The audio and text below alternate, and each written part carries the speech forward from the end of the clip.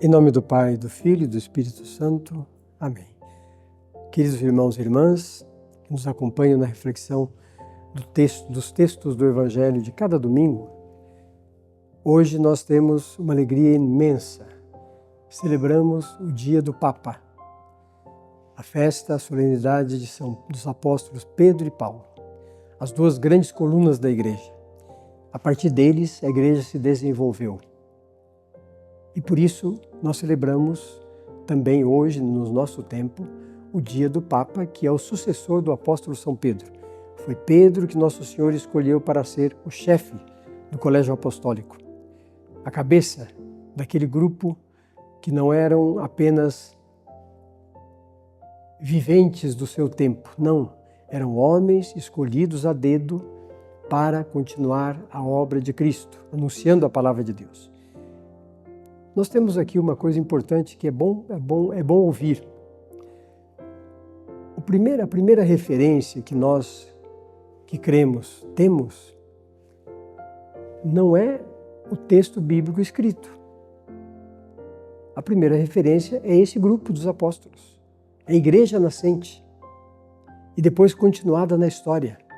Porque foi a igreja que nos deixou estes textos escritos para que nós possamos compreender melhor a nossa fé, aprofundar melhor no nosso conhecimento de Deus. Por isso é palavra revelada, não é palavra de história, de novela, não é uma palavra de um texto qualquer, não.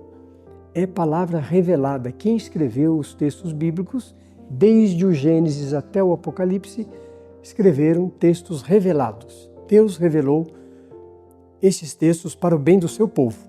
E aqui nós estamos falando da continuidade do anúncio do Evangelho. E esses textos de São Mateus, que estamos ouvindo neste tempo, são textos inspirados para nos ajudar.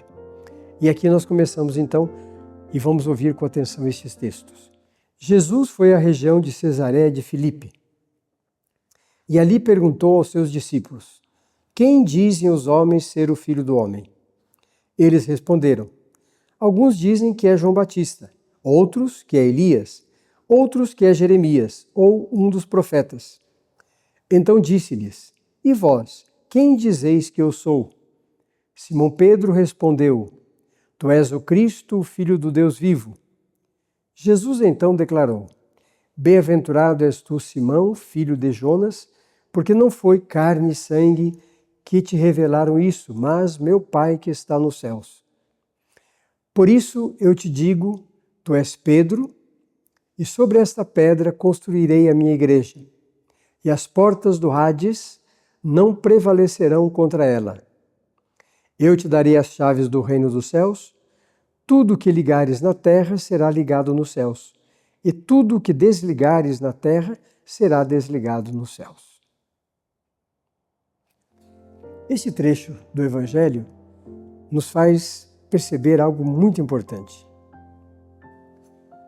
E aqui eu quero acrescentar um versículo que diz algo muito importante para todos nós. Jesus disse aos discípulos: não contem a ninguém que eu sou o Cristo. Essa proibição que Jesus coloca. Depois de tudo isso, o texto diz assim: recomendou aos discípulos que não dissessem a ninguém que ele era o Cristo. O que é que está por detrás disso? Aqui está o caminho da paixão do Senhor, porque a revelação deve ser aceita com tudo, não apenas pela palavra, pelo anúncio estupendo, forte, que Nosso Senhor apresentava, mas com toda a sua paixão, morte e ressurreição. Os discípulos, claro, aqui no texto, nós já estamos no tempo da igreja, eles estão anunciando a boa nova do reino. Mas o conselho é para que os ouvintes não fiquem muito eufóricos, porque comporta no anúncio do Evangelho o sofrimento. Para que Cristo chegasse à ressurreição e à sua glória definitiva, teve que passar pelo sofrimento da incompreensão, da prisão, do julgamento injusto, da condenação e da morte na cruz. Então vejam que tudo isso está junto. É por isso que esse conselho de Nosso Senhor. Mas celebrando agora, neste domingo, o dia do Papa, o dia dos apóstolos Pedro e Paulo, a Igreja no mundo todo, ela quer apresentar ao mundo que ela veio para anunciar a boa nova do reino até o final dos tempos. A Igreja não passará. Vai chegar até o final dos tempos. E quando todos nós estivermos diante de Deus, aí então não é necessário mais a Igreja, porque todos nós já estamos vivendo na paz eterna, na vida eterna. Mas neste mundo, a Igreja é um instrumento de salvação, é um instrumento de anúncio da boa nova do reino.